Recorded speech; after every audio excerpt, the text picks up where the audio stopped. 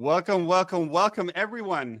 I'm Akosh. I'm the host of Airtime Webinars, which is a bi-weekly series of discussions with research and product leaders about the nitty-gritty details of building products. Today, I have the pleasure of talking to Caitlin Sullivan about why to use AI in the UX research process and in the product discovery process in general. Caitlin is the founder of User Research Studio, which is a founder and customer discovery advisory. Caitlin, I please help me out later on to explain what that is. I think it's very exciting, but I let you unpack it. Caitlin is a UX research expert with over a decade of experience working with companies like ManyPats or Soundtrack Your Brand. She has founded 2 businesses, one of which she sold in 2023. She is also one of the few AI literate professionals in the UX field. Caitlin, it's my pleasure and honor to have you here. You're the first one. You're my first guest in 2025. And cool. Maybe let's just kick off things with hearing a little bit about yourself, what you do, what you're focused on these days. Well, what I'm focused on is easy. I mean, it's like AI, everything. But so my background, just very briefly, I've worked across marketing, UX design, and research. So it hasn't been all kind of just focused on user research since day one, though I've done customer research across all of the different roles that I've had, which is kind of what landed me doing consulting in the end, working at Scale Up in Stockholm. So I've worked in 3 countries, done a whole bunch of different types of research. And then when AI kind of took the main stage, we could say, had this real moment like, oh, this is like the internet starting, this is probably not going away. And it's just going to become more and more prevalent, more and more dominant until we can't really avoid it at all. So I would say I didn't super quickly jump on that bandwagon. And I'm the person who still has like an iPhone 12 and is not with pretty much anything. I have an iPhone 12, the small one too. Just to put it out. So I'm not like the cool kid who immediately jumps on tech stuff.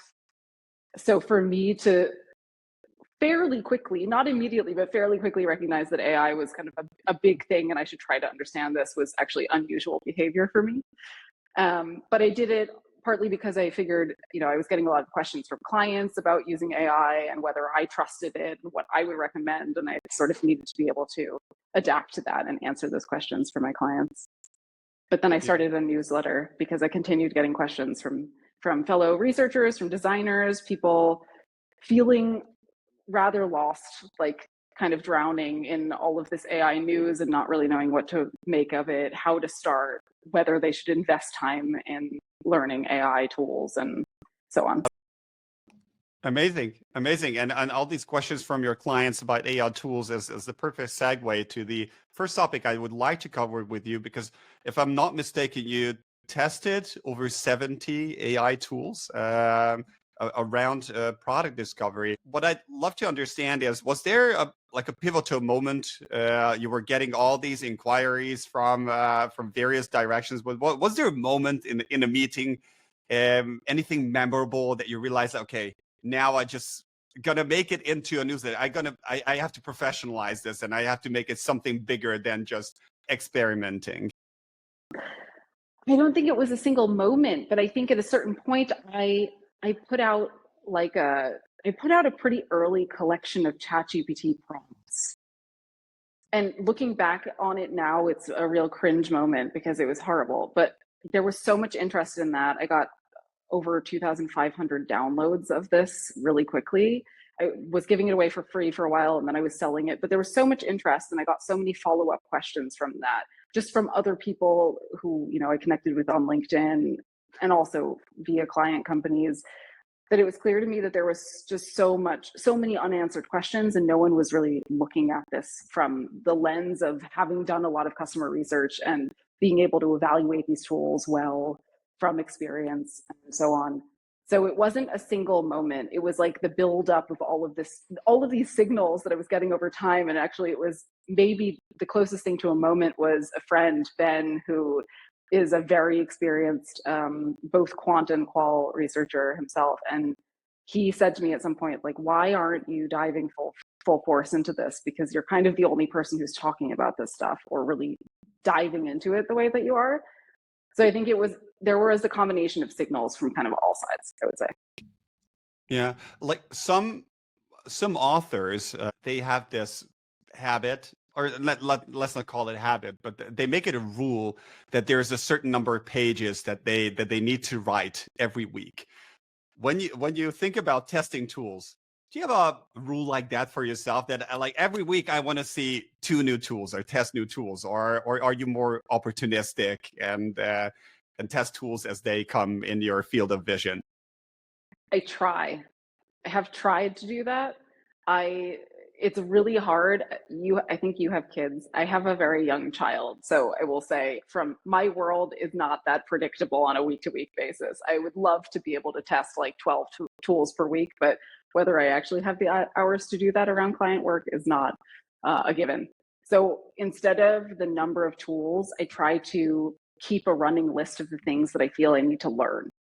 So for a long time at the beginning, it was like prompting. I need to understand how to prompt. Can I reduce hallucinations? How? What can I do to affect them? What are all of the ways, like, what are all of the things that do affect hallucinations?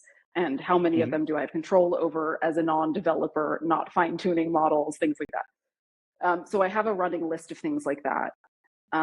Sometimes it's as simple as I need my note taker to do X, Y, and Z. I need to learn how to get it to do that. Can I modify the one that I have? Which other tools already advertise that they do this better? And then it's just like, okay, I'm going to test these tools that say they do that and run an analysis of the 4 tools against each other and try to do that by the end of the week. But it's really rarely these days an actual number of tools. It's more like concrete outcomes that I'm trying to achieve. Yeah. All right. Now let's talk a little bit about your learnings because we could unpack so many things here, also from what you said. But let's focus first on the top areas in the product discovery process where you found AI to be like A, reliable, and B, an invaluable support. Okay, and Mm. what I'm also interested in is if you can like draw or find a common denominator which is underlying these positive experiences, why AI is particularly suitable for these use cases. So the first one, I think, is the one that the most people I have talked to have tried themselves, and that is preparing for research. I think like AI just has a wealth of, access to a wealth of data, right? And so it's been trained on so much information that it has the best practices for writing, research protocols, plans, stakeholder meeting documents, things like that. I think that part of the research process is pretty well established as something that AI can do well based on the set of skills or like the way that AI and large language models, generative AI works. So in particular, I would give an example. So I tend to do a lot of like pricing and packaging research, or I have in the past. And I've been Mhm. doing a pricing packaging research project with a client in the last couple of months. And I know what good questions look like for pricing research. So I can look at it and be a judge. But for a moment, I looked at the protocol that I had used previously and modified it for this client. And I thought, is this good enough? Like, why don't I just see what AI comes up with? And so I fed Claude, in this case, all of my expectations, my needs, the requirements, the limitations around this project, like as much context as I could within the limitations of, my agreement with my client. I got approval from Yep. this client to use AI in the process in the first place, to be clear. And the interview script it spit out was better than mine, like to be Wow. completely honest. So it phrased certain questions in a way that actually kind of encapsulated multiple questions from mine in a much better way without losing any of the context that I was digging for. Had some follow-up questions that I hadn't thought of. So it can do a very good job. Not always, and you need to know how to prompt it. And I had a very detailed series of prompts to get there, but it didn't take a lot of steps. It was like 2 prompts in a row, and then I had an interview script that was better. It's staggering. No, like you've been a Yeah. researcher for a long time, and yes, the entire internet is there for these AI tools to learn from. But at the same time, you have very, very relevant specific experience in this particular field of pricing Right. and packaging. But then it's also kind of like my knowledge, my experience, my lens on the world can also have biases and be limited, right? I can accidentally end up having a bit of tunnel vision based on the way I've done things in the past, what I think I've seen work best based on my experience. And AI just like takes a more open-minded approach in a case like that. So I did use that interview script and I did get really good results, and it kind of verified for me, yes, AI is like, this is the 50th test I've done getting AI to help me with interview protocols. But in this case, it was so interesting because pricing research and packaging research is one of those areas where most people feel really insecure. Not a lot of people are experts at that kind of research. So the idea that AI can help there is pretty interesting.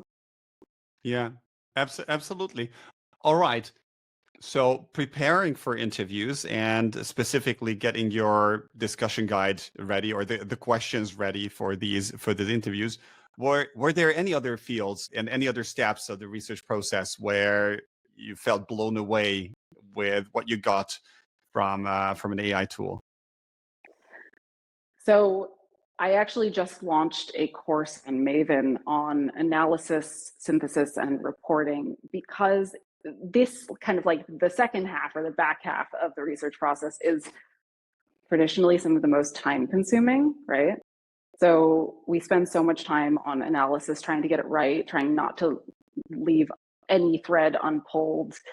And many user researchers are pretty afraid of like using AI for that part of the process, because we're all afraid of like leaving some stone unturned, and that happens to be the stone that had the best opportunity, would have made the most difference, and so on.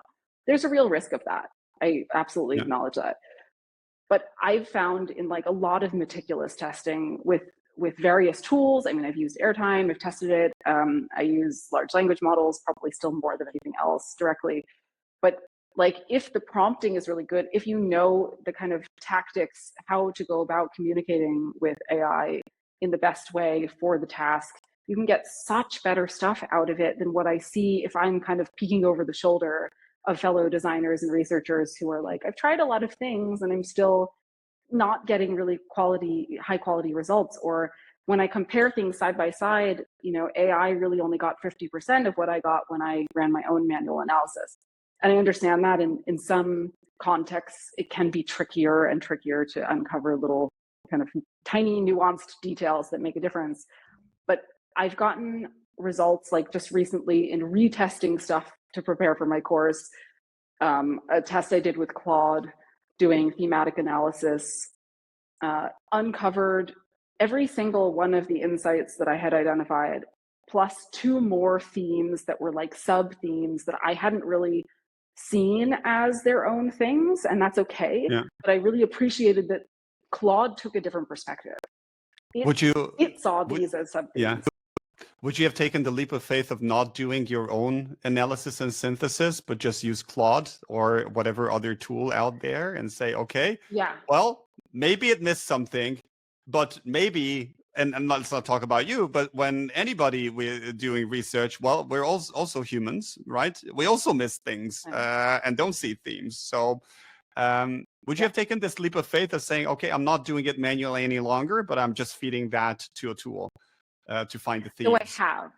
I have already taken that leap of faith with multiple Okay. projects, but in cases where the risk is not super high, if there's like, in cases where the team is deciding to make a huge investment in something like a completely new product, or switching audiences entirely, things like that pose a huge risk to the business, potentially to the customer if they're going to be kind of underserved because they're suddenly deprioritized, whatever it is. You risk lots of customers churning, affecting revenue, these sort of things. I think we have to be pretty careful around high risk scenarios and just handing everything to AI. Where the risk is like medium, I think we can play around a little bit more. And but again, I've grown my own confidence in using AI, knowing how my prompting abilities, the way that I approach it, affects the output. So now I'm at the point where I'm like, I have a handle on this. I know how to probe it and continue the conversation in a way that kind of double and triple checks whether any stones have been left unturned. Listen, And I think, you know, it's also a matter of which tools you're using, like whether it's, you know, a tool like yours where you get specific kind of like really focus on certain areas that are relevant to you in the way that you do research, or whether, you know, they're on the wrong level of specificity for you. So yep, that takes a little bit yep. of testing or just knowledge through talking to other people as well.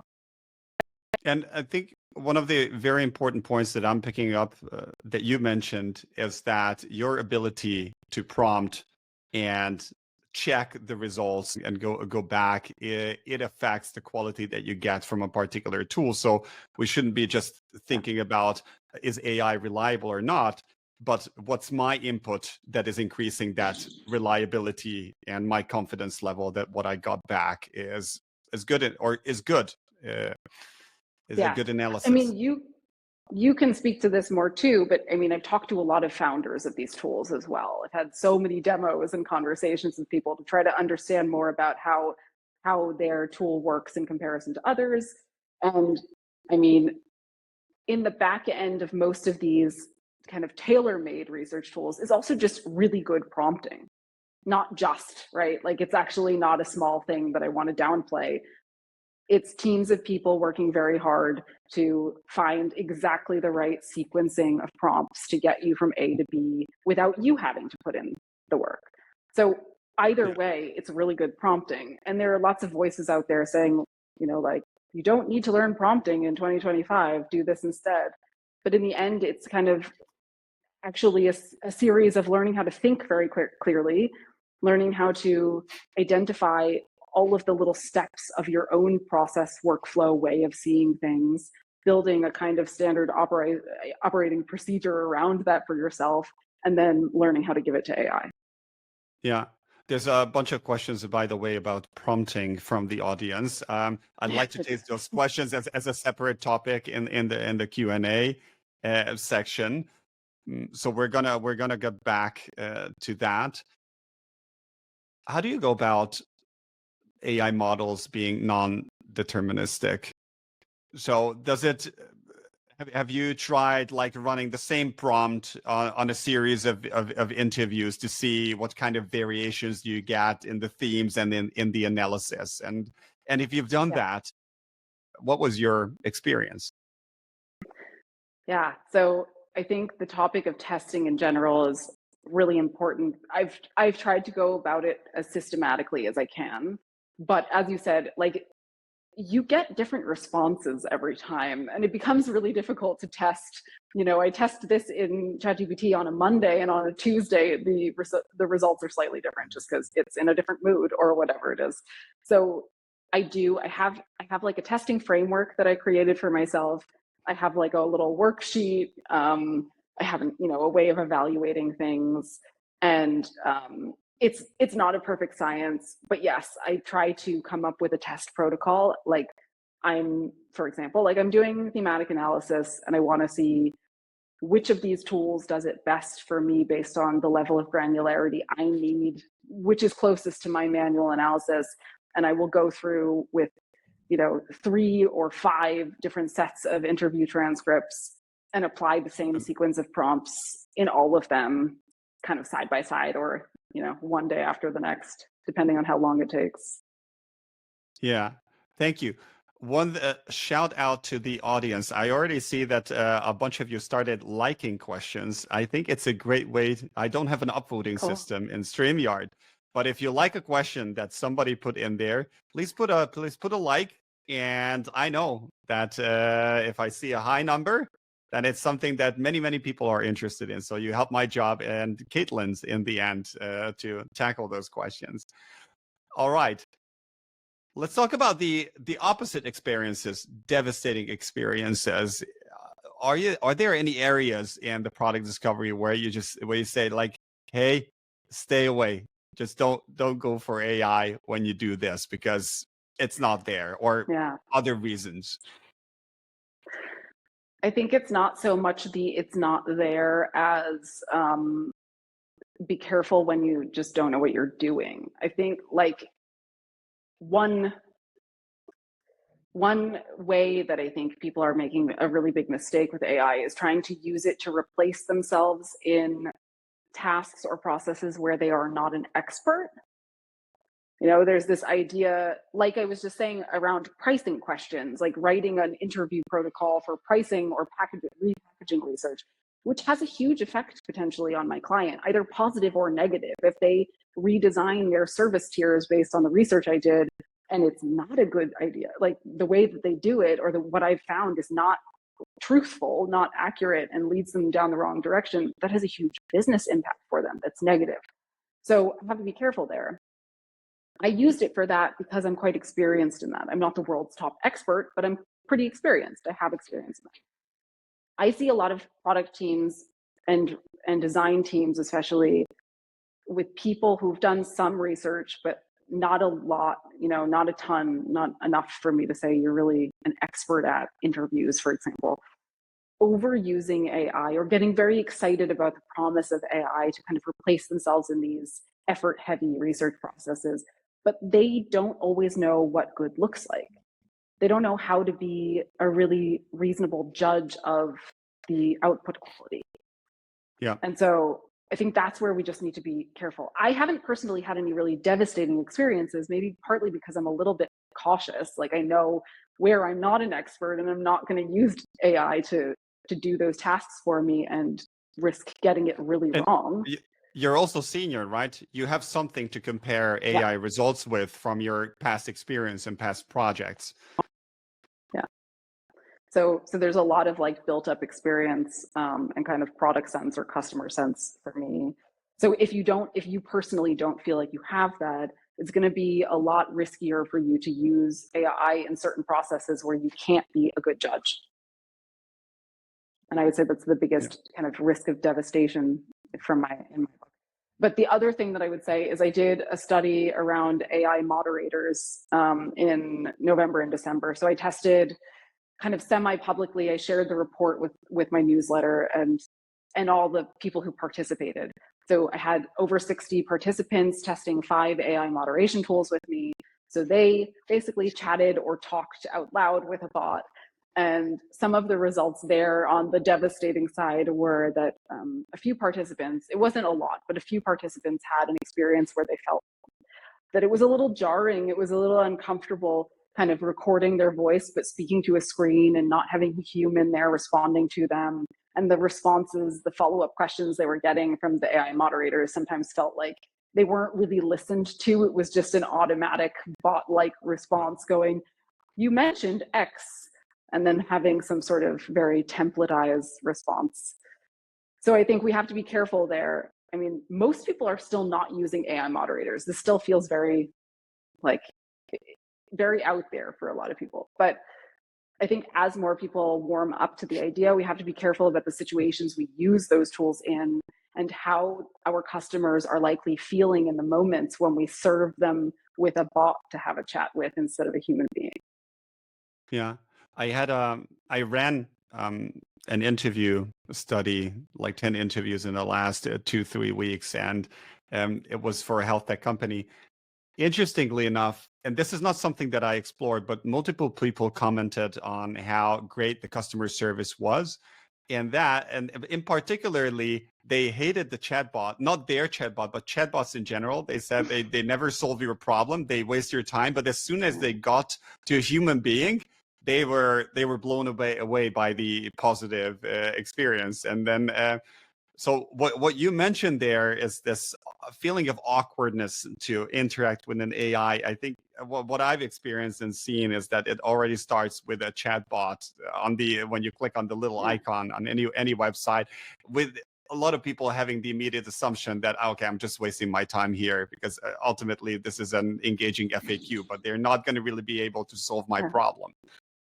Exactly. And I mean, even if we're already framing the situation for someone as like, this is how you can give us constructive feedback for how we can improve our app or whatever it is. It's still a matter of, okay, how frustrating has the experience been for that person when you're asking them to give you feedback in this way?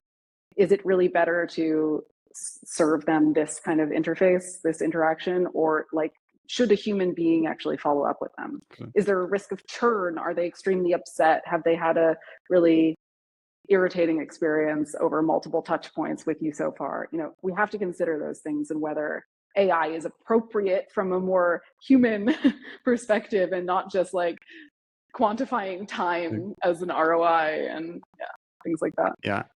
Yeah.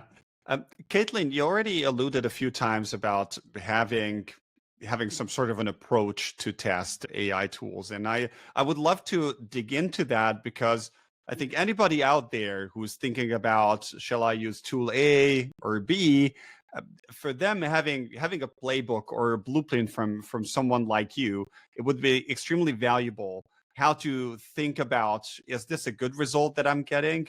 How can I measure trustworthiness of the tool?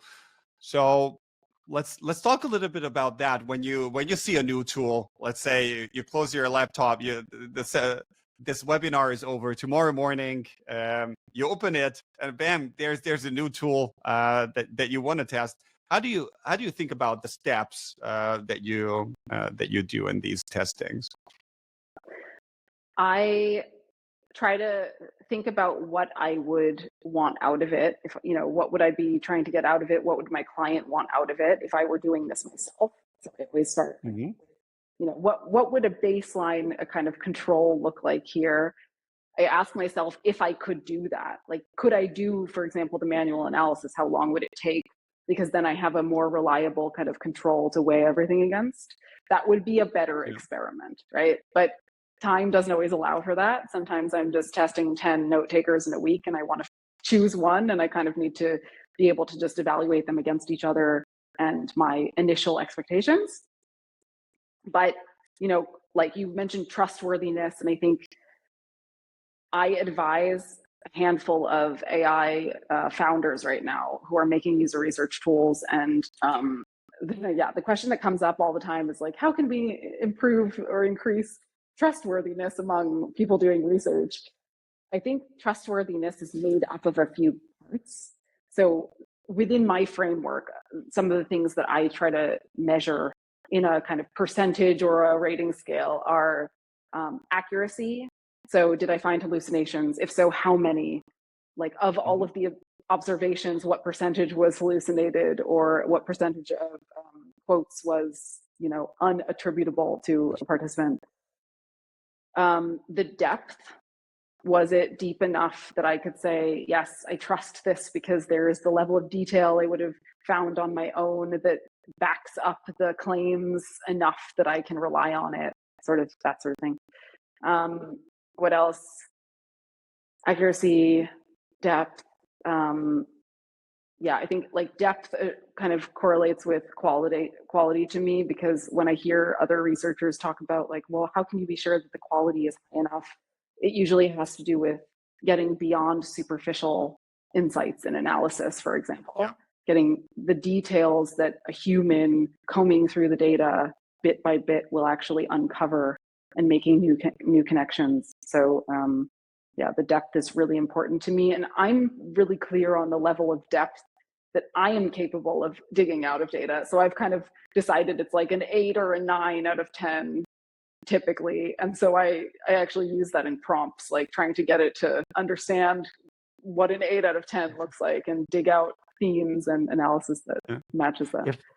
If someone's, let's say a junior researcher, somebody who has just started, is listening to our conversation, they don't have your amazing track record, right, that they can compare against. They have their bright mind. And what would your advice be to them if you're new in the user research scene and you don't have that experience that you can compare and double check against? I still, like, I know that AI has become so dominant that it feels like some previous skills like coding or whatever, it feels like you could just throw them out the window. You don't need them anymore. But I actually think that if you really want to use AI in customer research processes, whether you want to found a company that is obviously based on deep customer understanding so you can solve problems that haven't been solved before, or you want to work in some kind of design or research role, I think you really still need to hone those skills, like develop your craft.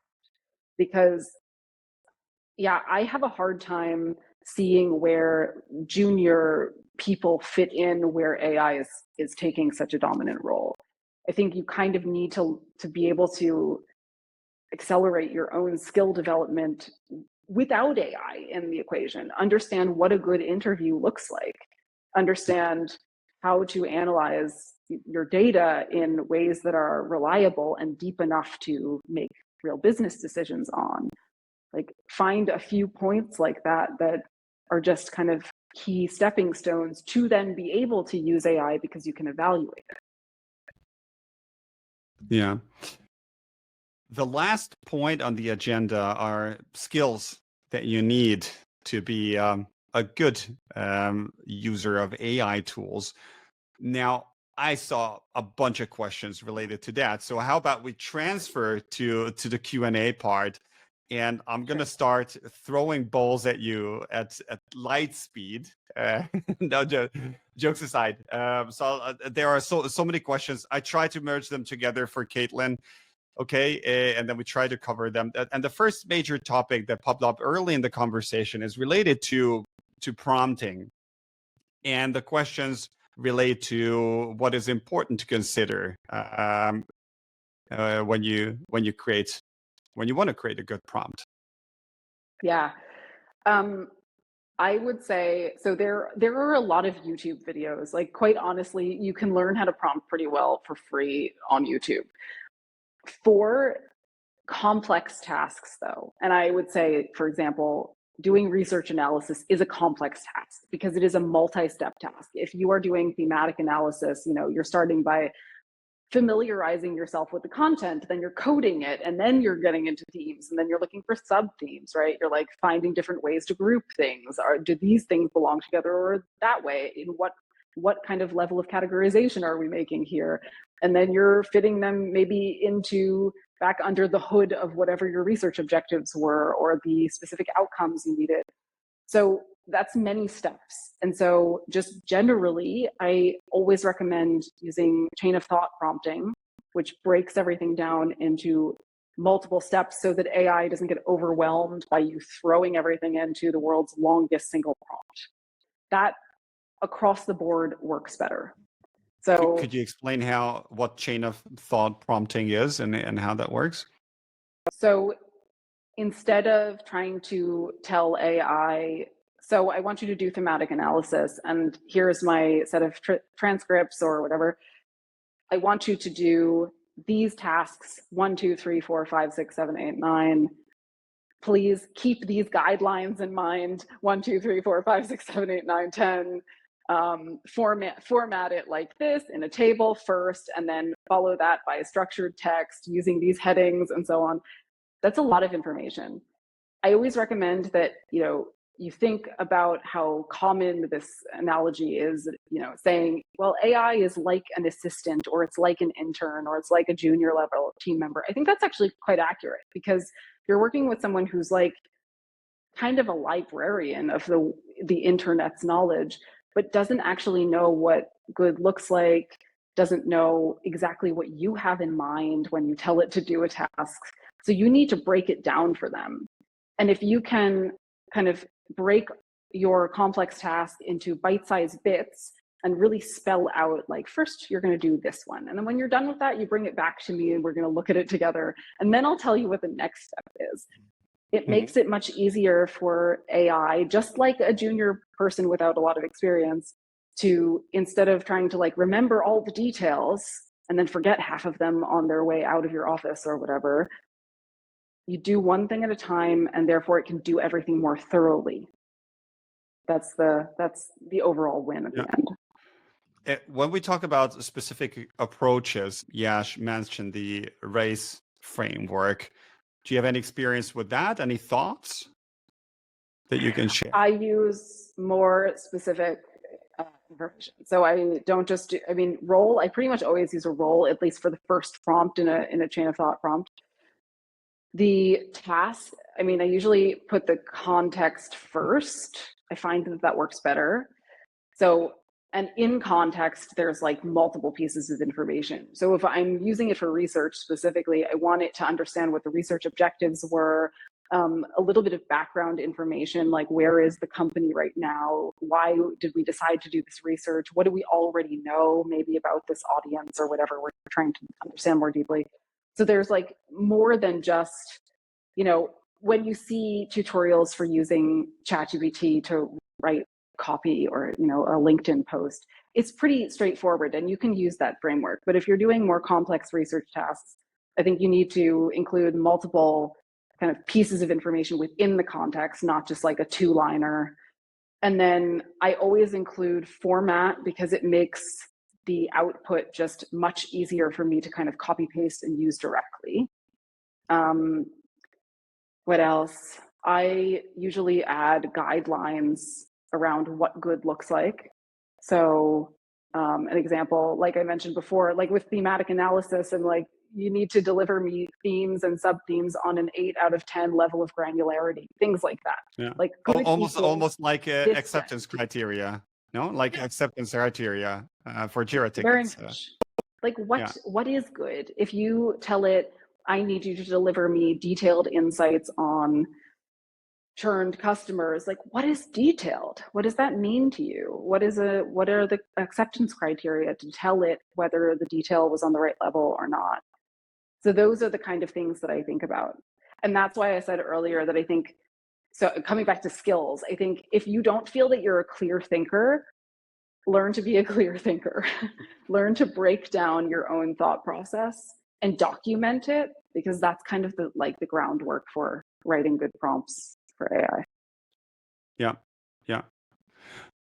One point from Jamie I want to bring here, and this is a longer comment, but what I'd like to pick up in here is this very deep contextual understanding of an experienced researcher around the users, the customers of a company, which you may not put in a general prompt or in the discussion guide because it's just known out there. So, but AI lacks Sure. this additional perspective. How do you go about that? What do you do with this? So I pretty much never recommend that, like, even if someone is an expert researcher and they're a clear thinker and they kind of like check all the boxes I've just mentioned, I don't really recommend that they suddenly decide to replace themselves in every step of research. I think that's a recipe for disaster. I'm not doing that. I mean, I am doing research with AI all the time. I'm pretty much still involved in all of the steps. I don't go, here, AI, please do everything for me. Because I think that's right. I think, especially if you've worked in one business industry or one company for a long time, you have a kind of sense of the customer that you can't just get from feeding data into an algorithm and having it spit out the patterns it notices.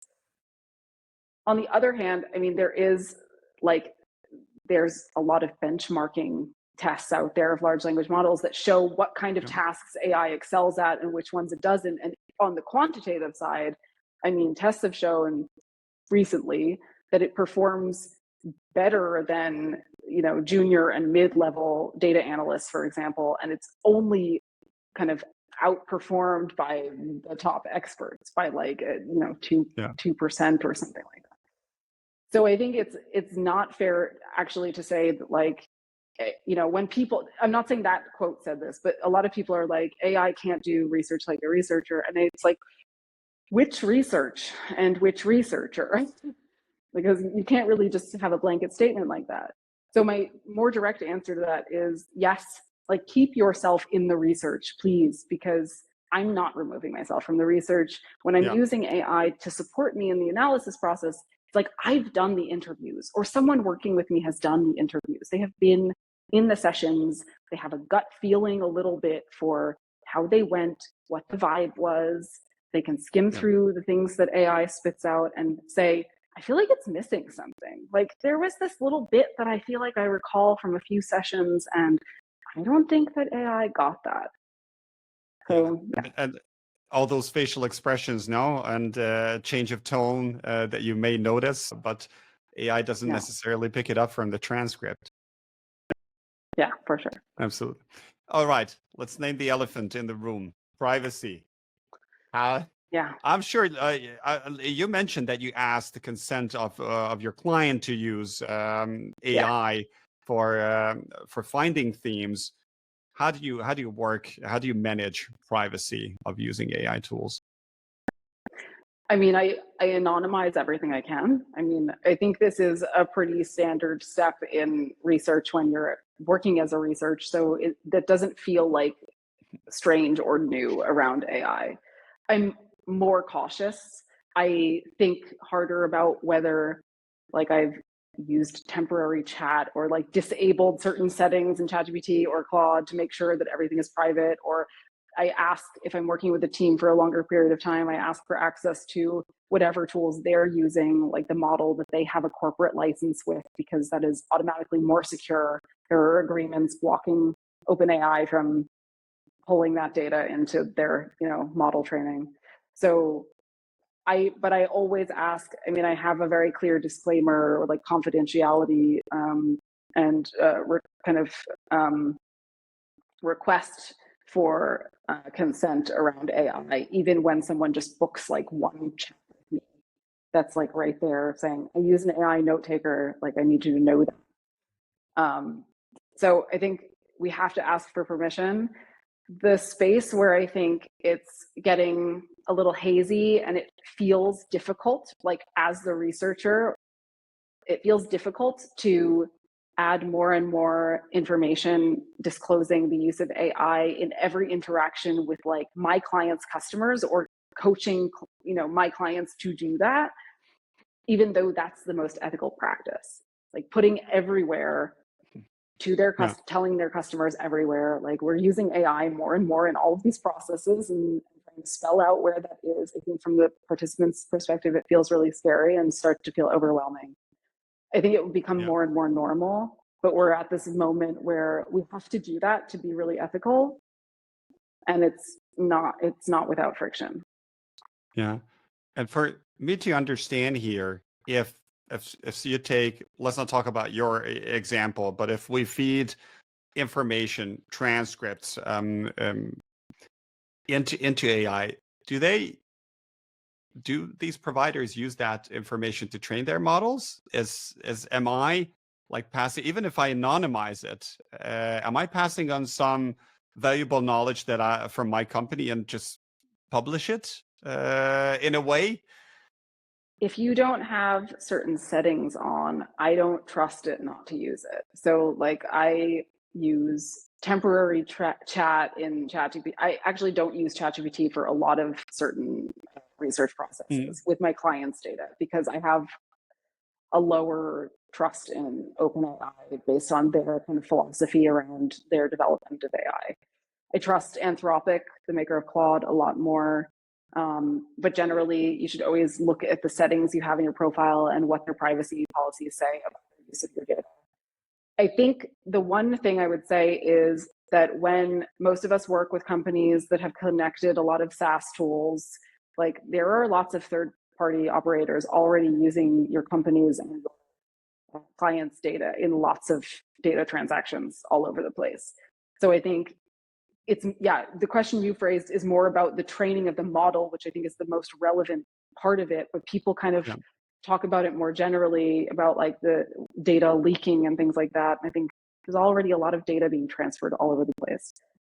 Just always check the settings, always check the privacy policies. That's like my best recommendation. Familiarize yourself with the language that the large language model you're using uses in their privacy policies about where your data is going, in which cases they're using your data, because there are all of these little kind of fine details about how, if they feel that you have breached some, I don't know, some rule, or they think that your prompting is triggering AI to respond in racist ways or something that is questionable and against their ethical policies, then they have the right to use your data in some way to like double check things. And So- yeah. let's talk about Hamad's question about the massive layoffs in Silicon Valley. And I think that's everyone observed it in the last 12 plus months, how many UX research, not just individual roles, but complete teams got slashed and fired on short notice. Where do you see the future of the UX jobs? I'll start by saying I'm not a like a human resources professional or like in the hiring realm. So I think my knowledge and my ability to talk to this is really limited. But if I have to make predictions or kind of based on the people that I talk to who are in more like senior hiring positions, I think that the development of both design and research within UX, right, is going in the direction of, I don't know, being a little bit more like generalist. This is my sense of things. Because of AI filling in gaps, it's kind of like it's presenting a strange realm, like I said before, of going into areas where maybe people are using AI for things that they're not experts in to fill the gaps. But that's also, I don't know, almost becoming more expected because it's like, oh, you don't need this skill anymore because you can just have AI do it, right? So an extreme version, like we only need a UX UI designer because we don't need a user researcher because they can just do the research and have AI analyze it now, right? Wrong, because they aren't an expert at research and they don't know what good looks like, and you're not going to have any really solid research insights that develop the business in the right way, potentially. But that's what I see happening. There's like, I get requests from design teams looking to train their researchers, right? Because they're trying to fill in their research gaps and then also see where they can use AI to like fill in other gaps everywhere. And research teams are like doing more prototyping and almost like maybe move less so, but maybe moving in the other direction. Yeah. All right. So if you're a junior researcher, maybe pick up some design skills on the side. No, just it's not an easy spot. Up your research game. Yeah. Yeah, up your research game as quickly as you can. I mean, as someone who comes from design too, I think design skills are always really valuable. Also as a researcher, like I've many times done prototyping, done some scrappy views very quickly because a designer wasn't available, and that worked out. All right. Caitlin, I'm eternally thankful for all the wisdom that you shared, and I'm equally thankful to everyone in the audience. You've been amazing. There are so many questions, and I feel so sorry that we couldn't cover everything. I promise I'll find a way to pick up these discussion points in one way or another. So bear with me on that. In the meantime, I wish all of you a very nice evening or rest of the day, depending on where you're tuning in from. Caitlin, again, thanks so much for being here with me. Thank you, and thanks everyone for joining. Really good questions. Take care, everyone. Ciao, ciao. Bye.